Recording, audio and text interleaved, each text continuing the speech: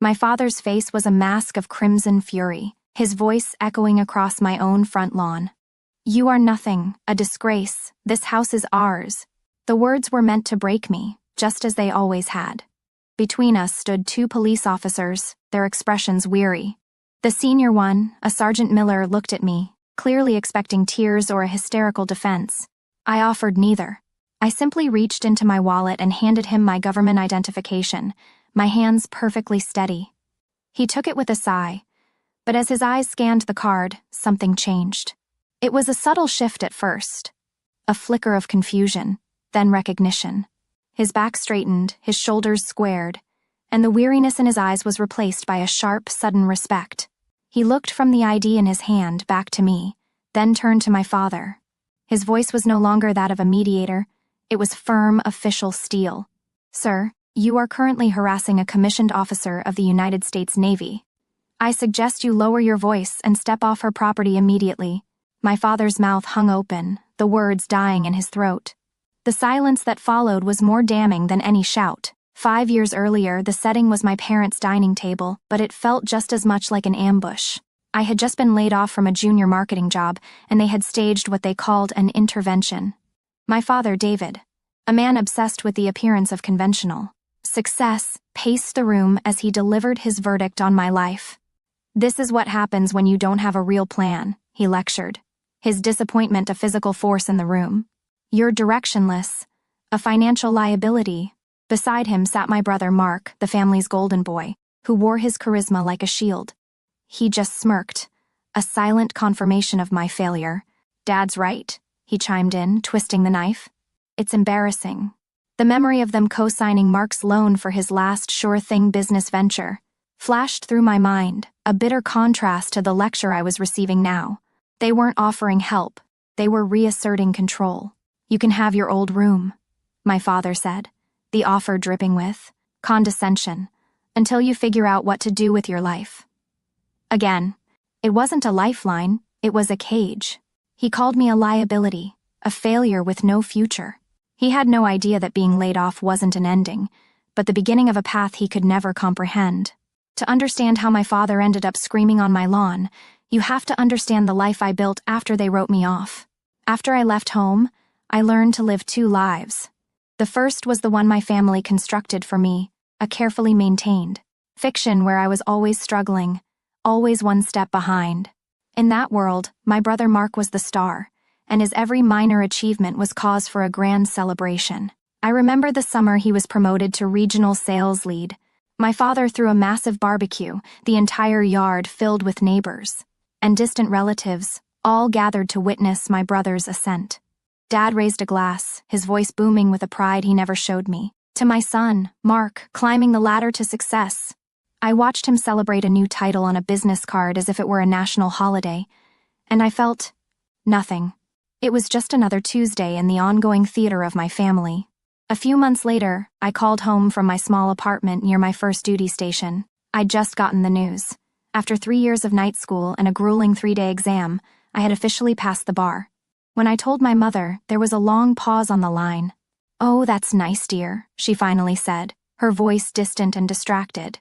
I could hear the television in the background. "Are you still doing that little government paralegal thing?"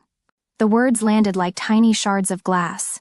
3 years of my life, the mountains of debt I'd taken on, the countless nights I'd spent studying until my eyes burned. All of it, reduced to a little thing. That was their specialty, making my victories so small you could barely see them. They referred to my service in the Navy as my hobby, like it was a book club or a pottery class. When I used my VA loan to buy my first house, a modest 2-bedroom bungalow, they came to visit and walked through it with thinly veiled pity. "It's a good starter home," my father declared, patting a wall as if checking its integrity. "A bit small, but it's a start." They openly speculated about whether I could handle the mortgage, the same way they'd always questioned if I could handle my own life. I remember thinking of the thousands of dollars they'd given Mark for his failed cryptocurrency venture last year, no questions asked. The internal ledger in my mind just kept ticking. Their endless faith in his failures, and their constant doubt in my successes. They needed me to be their project, the one who was perpetually in need of their guidance, because the alternative that I was building a life entirely without them, was something their narrative couldn't handle. My other life, my real life, was a world away from those backyard barbecues. It existed in the quiet, sterile confines of secure government buildings at Naval Station Norfolk. There, I wasn't poor, directionless Anya. I was Lieutenant Commander Sharma, an operational law attorney for the United States Navy. My days weren't filled with family drama, but with high-stakes decisions that had international consequences. I remember one particular morning, standing in a skiff, a sensitive compartmented information facility, briefing a ship's captain before his vessel entered a contested waterway. The air was thick with tension, the fate of 200 sailors hanging on the counsel I provided. I wasn't a paralegal. I was the one advising command on the rules of engagement for a strait transit, outlining the legal implications of the UCMJ in a joint operational area. There was no room for error. There was no room for doubt. In that world, respect wasn't given, it was earned. And I had earned it. My commanding officer was Captain Eva Rostova, a stern but scrupulously fair leader who saw competence, not family history. After that tense briefing, she called me into her office. She looked at me from across her steel desk and gave a slow, deliberate nod. "Your counsel kept my sailors out of an international incident today, Commander," she said, her voice low but firm. "Well done." Hearing those 2 words from her, it felt more real, more validating than 1,000 of my father's hollow toasts for my brother. That was my reality, a world of immense responsibility and quiet professional respect. It was a world my family couldn't even begin to comprehend. The 2 lives rarely intersected, but when they did, it was usually through a phone call from my mother.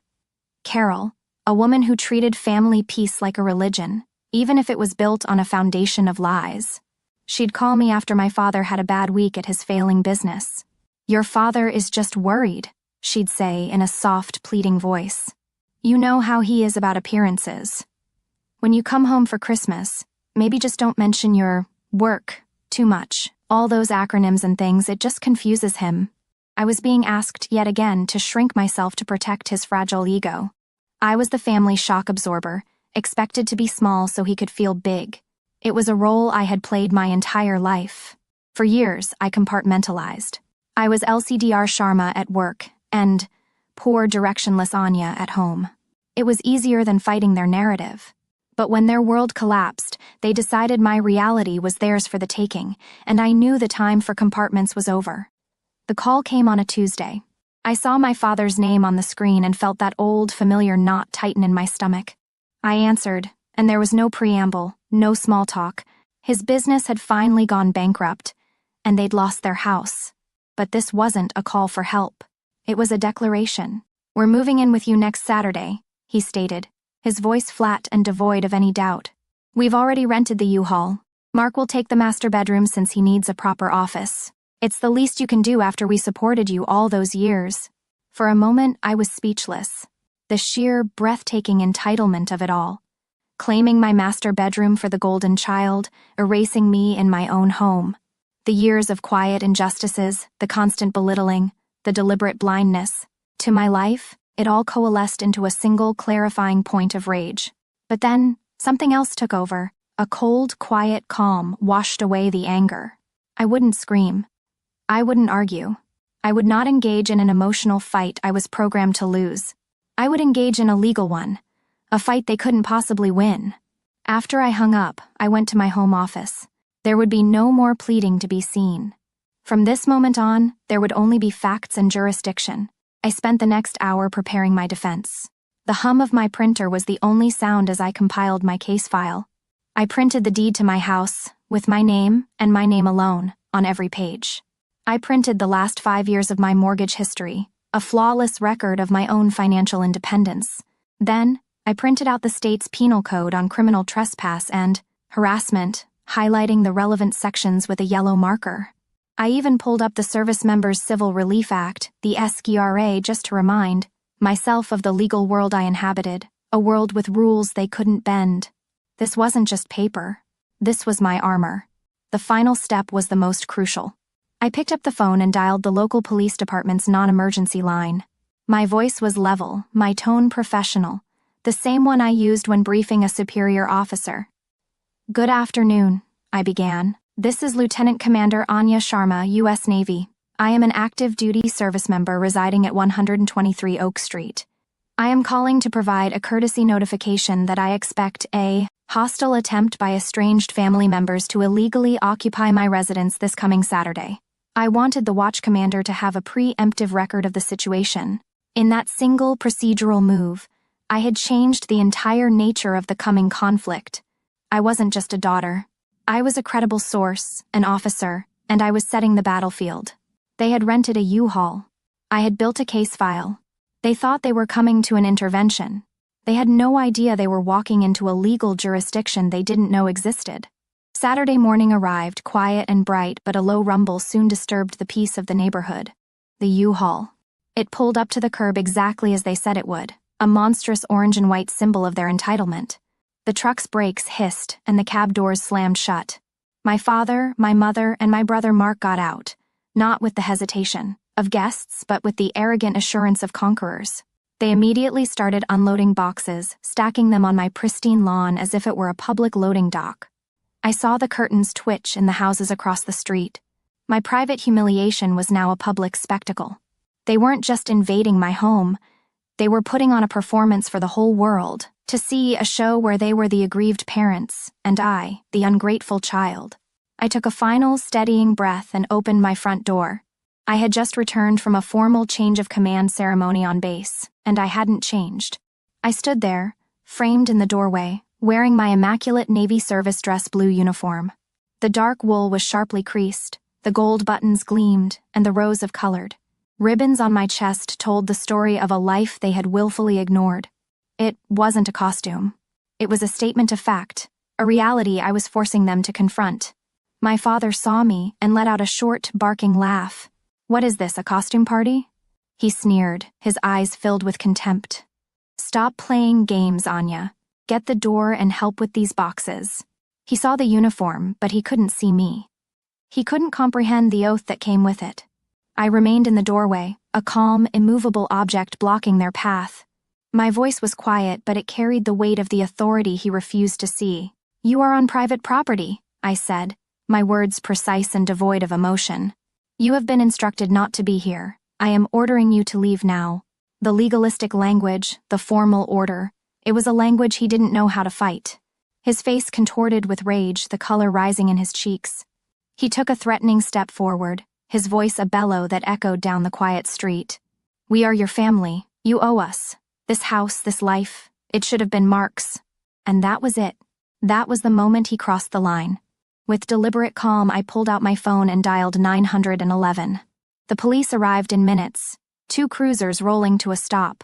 Sergeant Miller stepped out, the same officer from the Hook, his face set in a look of professional patience. Before he could even speak, my father rushed toward him, launching into the performance of his life. He was the victim, the heartbroken father being cast out by his cruel, unstable daughter.